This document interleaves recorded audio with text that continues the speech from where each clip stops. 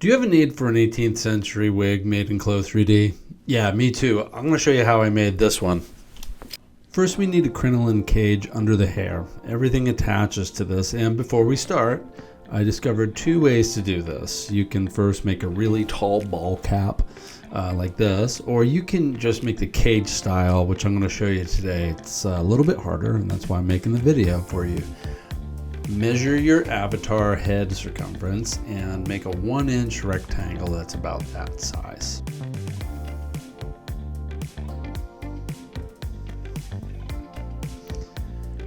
Right-click and subdivide it evenly, then pin it to your avatar's head.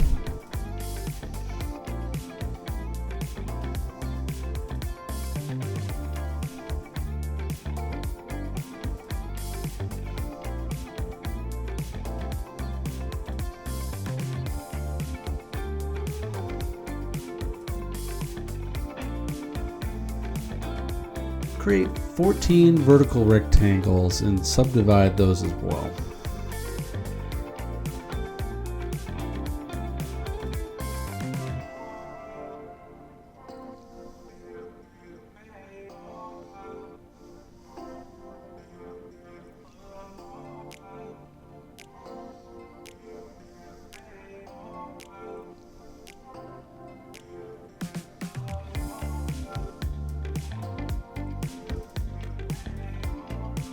And be sure to right click and add point to intersection. This makes it easier to sew with a segment sewing tool. Arrange and segment sew these to the headband.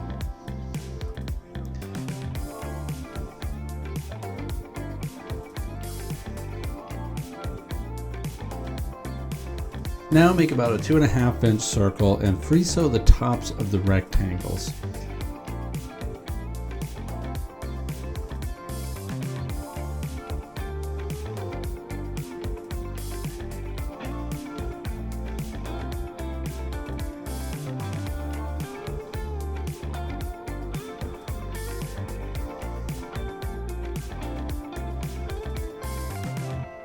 Okay, give the circle some pressure.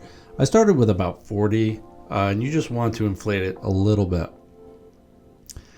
Now, add the rectangles to the bands. Mine were 4 inches for the first row, and I segment sewed the first one here, and then I strengthened it. Now, copy and paste the others around the crinoline and sew those.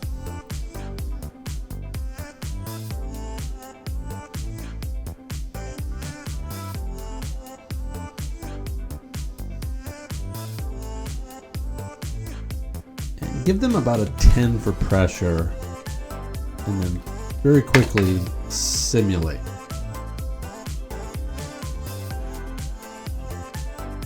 Okay, the next row up will be a little bit smaller, and we're going to make copies and adjust these in place. Okay, then we're going to sew them.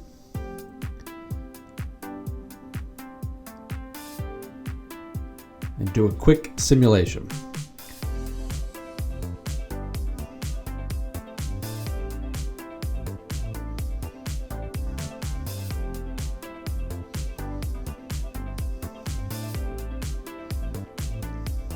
Okay, so simulate and adjust the pressure of the top circle to about 75, and hopefully this will inflate it and it's going to become bouncy like this.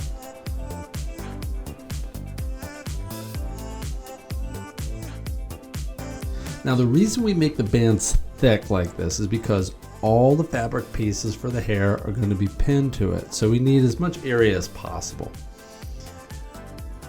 Now we need extensions along the headband to attach the curls. Create a pattern shape like this and use the M&N free sewing and stitch it right around the back here.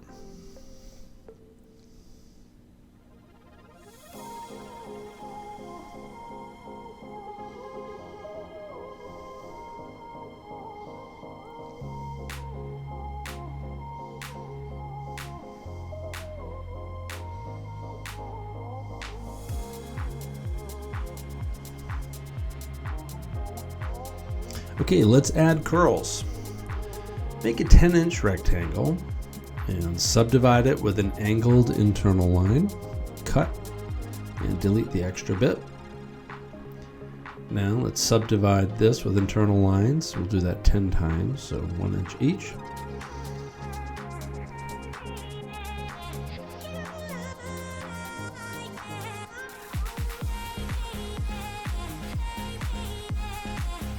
Let's bring it down to ground level.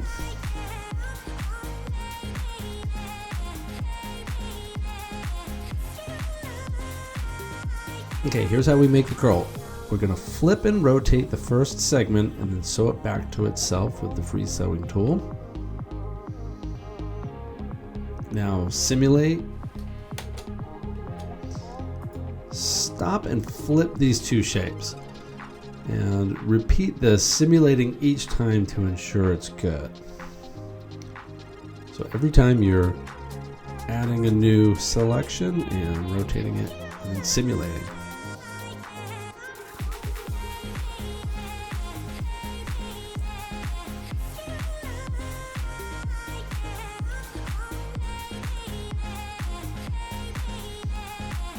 Finish with a free sewing line along the edge here.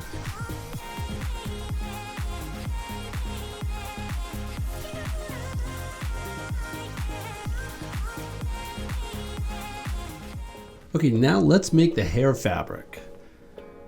Create a new fabric, then jump over to Procreate or Photoshop, somewhere where you can make something that looks like this. And it has to be about 2,000 pixels wide. Save it as a JPEG and drag it into this awesome website that makes normal maps and displacement maps. And then you can download all of them, and then just make sure you move them over to your project folder. Okay, now in the new fabric over here, add the original texture. That's this one. Normal map, and then displacement maps. And you're going to crank up the displacement here. I went somewhere between 30 and 40. Now go to this back and the sides of the fabric here and turn off use same material as front, and then you need to trash these maps. So you just have maps on the front, nothing on the back or sides. Back to the front, and desaturation is off, and now you can change the color. Now change the rotation and scale of the pattern, making it smaller. Now it won't look like much until you preview it in the render window.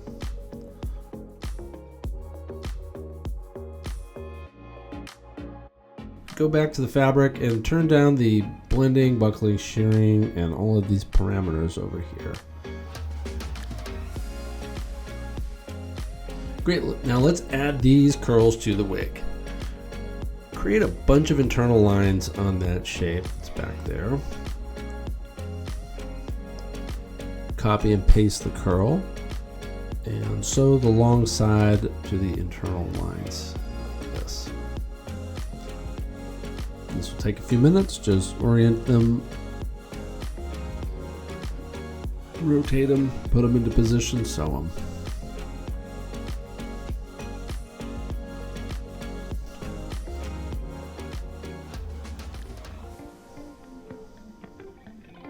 Great, let's add some hair to this cage. And fair warning, it's going to look like a paper wasp nest until you look at it in the render window. So just give it a few minutes. Once you add all of the hair, it's going to look really cool.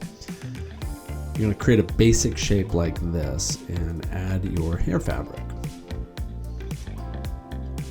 And then arrange it on the back first, and you're working from the bottom up and the back toward the front. And use the pin tool to pin this pattern in place. And periodically simulate to ensure things are overlapping correctly. I'm just going to copy this pattern up and adjust it, and then pin it in place. And you want no less than 1 inch for an overlap. The more overlap, the better. And make sure you are saving a lot, because your Clo3D is going to crash, especially when you render this beast.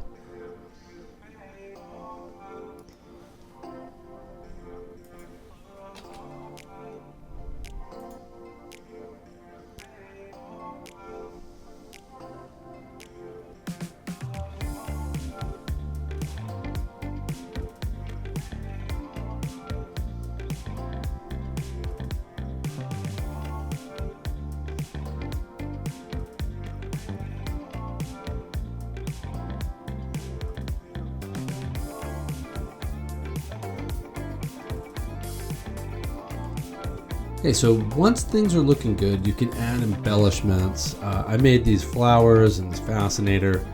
However, you should note that the big hair is going to make it hard for this stuff to stick out. It will be sort of embedded in the displacement map. So make sure that you maybe freeze some of those elements and then pin them in place.